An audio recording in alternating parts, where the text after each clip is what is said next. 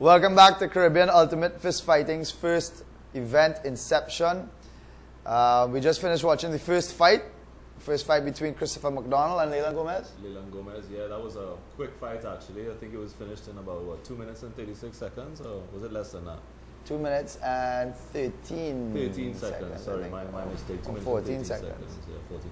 I think after that, he took that second knee, the fight was pretty much over, you know, because you saw Leland dip down a little bit more, but that right cross to the face was but really it seemed like from the start that that Leland didn't really even have a chance.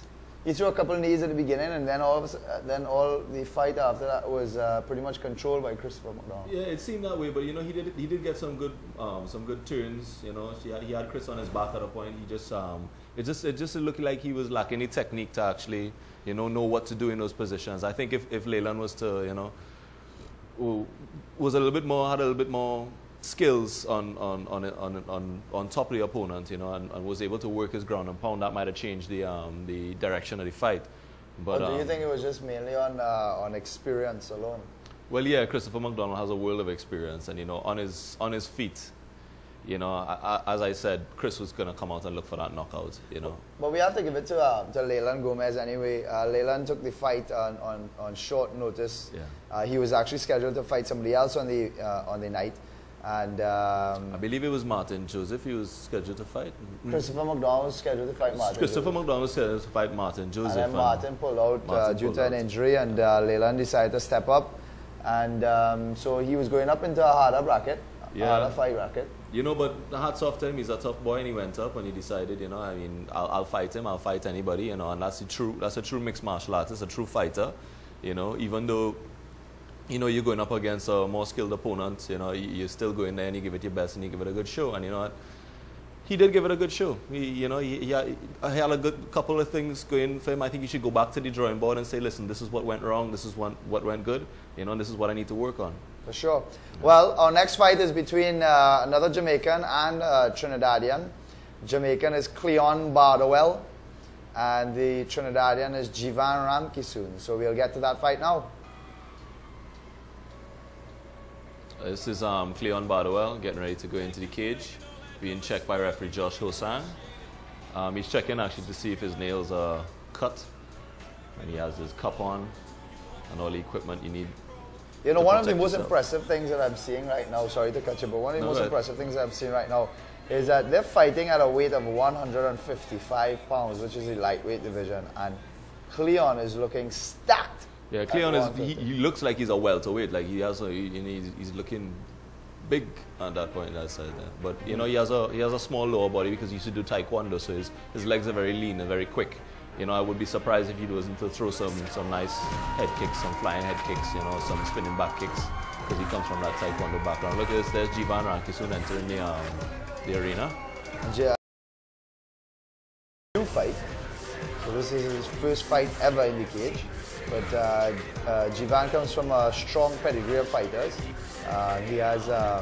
He's been training at Torokan Dojo and has also had a long martial arts career in Jiu-Jitsu. First started off in Shinto Yoshinkai Jiu-Jitsu, which is a Japanese-based Jiu-Jitsu that was somewhat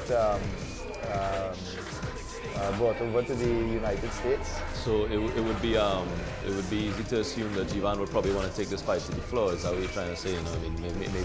Maybe he doesn't want to stand with Cleon because Cleon is an experienced fighter. Maybe he wants to take him into his zone. Well, I think definitely that has to be his game plan. Cleon is an ex-taekwondo champion, and so he's definitely going to defeat.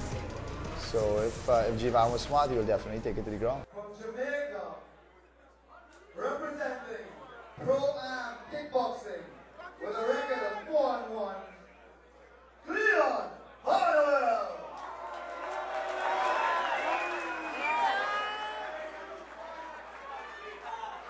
And his opponent, also at 155, in the black corner, from Trinidad, representing For a debut fighter, Gevan seems to have a lot of support. Well, I guess it is because he's the hometown boy. Yeah, that too, and Gevan is also an assistant instructor at Torokan Dojo. And I think a lot of I think the entire dojo and their families have come out to see him fight. You know. Well, no pressure, right? No pressure at all, you know.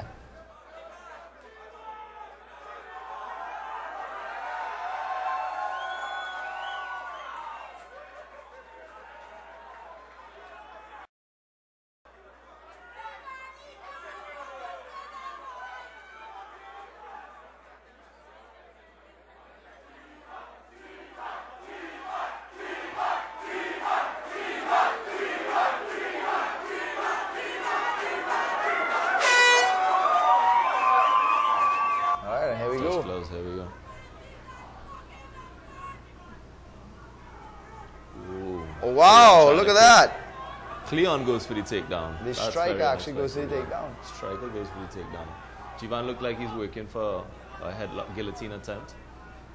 You know, it's very difficult to put that guillotine because his back is up against the fence. Yeah, he needs to be able to stretch out his body, and he can't do that right now because Cleon is actually pushing him up against the fence. At least he's in guard now. But he's squeezing it in. He's squeezing it in, and Cleon can't work. He's any getting ground tighter. He's I think this fight could be over very soon. And you can see he's locked up the guard and everything already as well too. I think it's going to be a little difficult for him to actually, you know, extend the body because he's right up against cage. But we'll see. We'll see how strong, how tough Cleon is. I see Gevan is locking up in that guard. You know, a lot of people, even in the martial arts world, for the Caribbean, different types of martial arts, they don't understand what the guard is. I've heard before, experienced martial artists in other forms of martial arts, not mixed martial arts, or jiu-jitsu. I've called that specific position the scissors clench. There's nothing you can call a scissors clinch about that. I mean, that's comparing a martial art guard to actual, a kitchenware product. So there's Cleon trying to work some ground and pound. Gevan seems very composed. Yeah, very composed, locking him up and keeping his head down so he can't posture up and actually work that ground and pound properly. His guard is actually open, you know, so, but his hand is holding the back of Cleon's head, so it's keeping Cleon down from actually posturing up, even though his guard is open. Well, I think it looks like he's trying to turn him or trying to shrimp out because he's up against the cage there. He's got the cage back to him, so he's probably just trying to change the position on Cleon and work to a better position. Well, we can't actually see it from this side, but actually from this angle we can. You can see that Gevan's left leg is in what they call butterfly guard. That's where the foot is inside the groin area and the right foot is on the outside. Gevan is actually hoping that Cleon raises his hips and somewhat stands up a little bit so he can go for a sweep. Put him on his back. Yeah. Referee Josh Hosan stands on it due to no action. So Cleon probably might want to keep it standing now.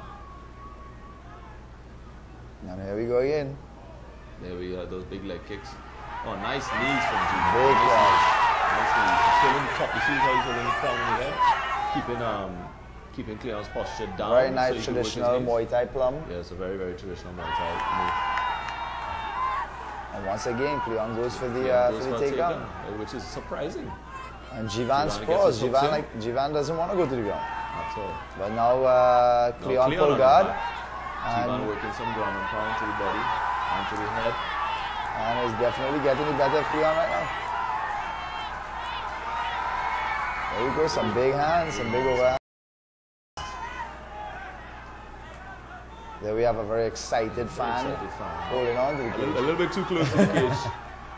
But Cleon trying to break Gevan's posture down, but he just seems to be too strong in that position for Cleon. You know, as we mentioned earlier, a skilled jiu-jitsu practitioner. So, you know, one thing a lot of people don't realize. Nice elbows from Gevan there, nice elbows, and some nice elbows to the face. One of the things that people don't realize is that even though mixed martial arts is a mixture of martial arts in its description, there is, you know, when somebody does jiu-jitsu, they're looking for locks and chokes and so on and so on. And you don't really study ground and pound. I think this fight could be over just now because Gevan is posturing up. You see where Cleon's legs are? They're too far down on his body. He needs to bring it up, get his guard up A little high up on the back. High up on the back to break his He posture. needs to be able to control the head. He's trying as best as he can. I mean, to he's control got the head, long limbs and he's not using it to his advantage. He really should be. But as we said from the beginning, Gevan is a very experienced jiu-jitsu practitioner. practitioner, so he understands the ground. He's working his ground and pound really well today. Cleon attempting to lock up that right arm of Gevan. Gevan breaks loose and landing some good shots. Left, right, left, right. I don't think he can take much more of this. I don't know. But in saying, referee's looking at it. Actually, saved by the bell. Saved by the bell. But the Jamaican Cleon is a tough guy. A very Tough guy, but I think definitely, without a doubt, Gevan won that round.